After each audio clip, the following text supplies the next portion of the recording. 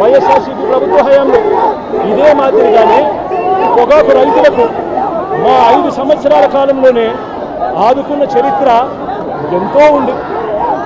ఇదే చంద్రబాబు నాయుడు గారు చేస్తూ ఉన్న ఇంకొక అన్యాయమైన తమాషా ఏమిటో తెలుసా? అది విన్నప్పుడు నాకు నిజంగా ఆశ్చర్యం అనిపించింది.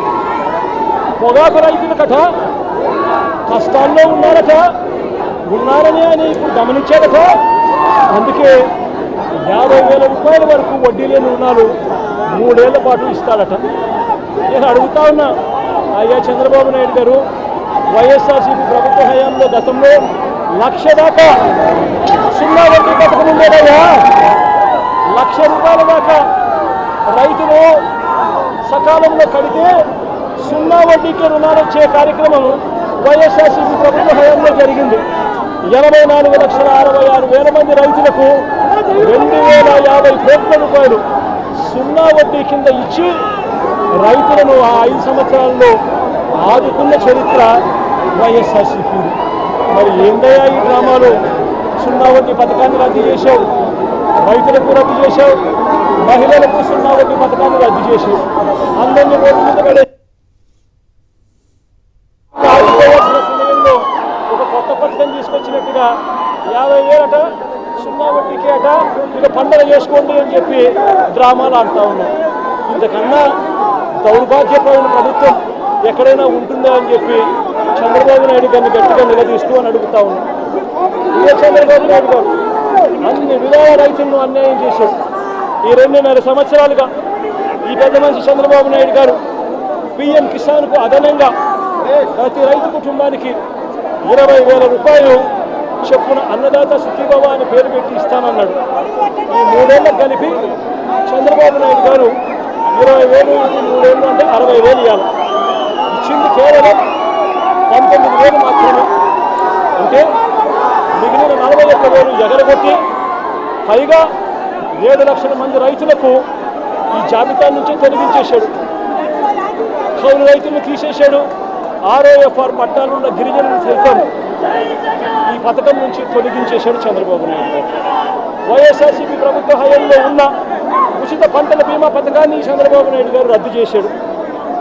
ఏ సీజన్ ముగిసేలోగా, ఏ సీజన్లో పంట నష్టం జరిగినా ఆ సీజన్ ముగిసేలోగానే వైఎస్ఆర్సీపీ ప్రభుత్వ హయాంలో ఇచ్చే ఇన్పుట్ సబ్సిడీ కార్యక్రమం ఇవాళ రద్దు చేశాడు చంద్రబాబు నాయుడు గారు.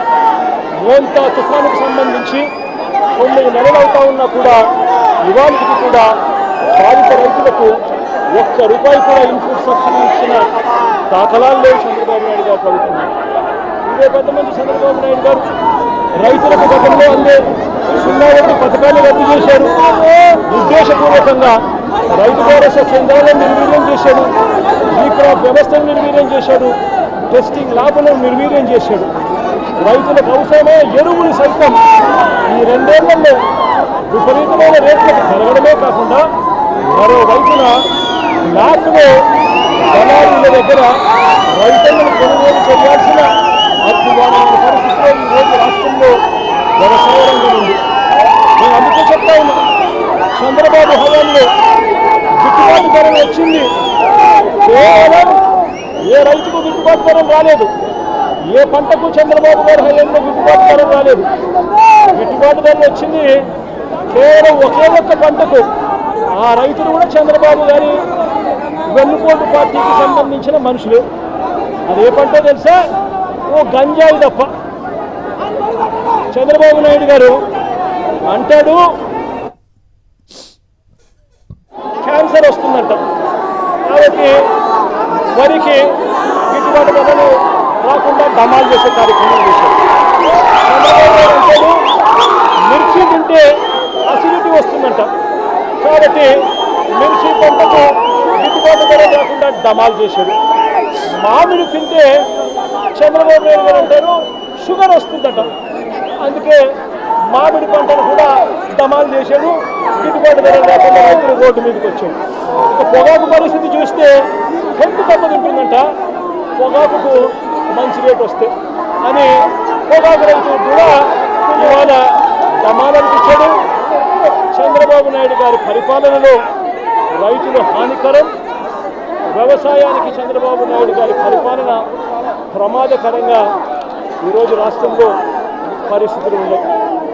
వైఎస్ఆర్ కాంగ్రెస్ పార్టీ ఖచ్చితంగా ఒత్తిడి తీసుకొచ్చే కార్యక్రమం చేస్తుంది. వైఎస్ఆర్ కాంగ్రెస్ పార్టీ రైతుల పక్షాన పోరాటం కొనసాగిస్తుంది. ఈ ప్రభుత్వంలో ఈ మాదిరిగా ఆత్మహత్యలు చేసుకున్న వెంకటరావన్న భార్య లాంటి కుటుంబాలకు వైఎస్ఆర్ కాంగ్రెస్ పార్టీ ప్రభుత్వం అధికారంలోకి వచ్చిన వెంటనే ఈ కుటుంబాలకి అండగా ఉంటాం. ఇది ప్రభుత్వం తప్పిదం కాబట్టి, ప్రభుత్వం స్పందించాల్సిన సమయంలో స్పందించడం లేదు కాబట్టి, ఇవ్వాల్సిన ఎక్స్గ్రేషియా 7 లక్షల రూపాయలు ఇవ్వడం లేదు కాబట్టి, ఇవ్వని కారణంగా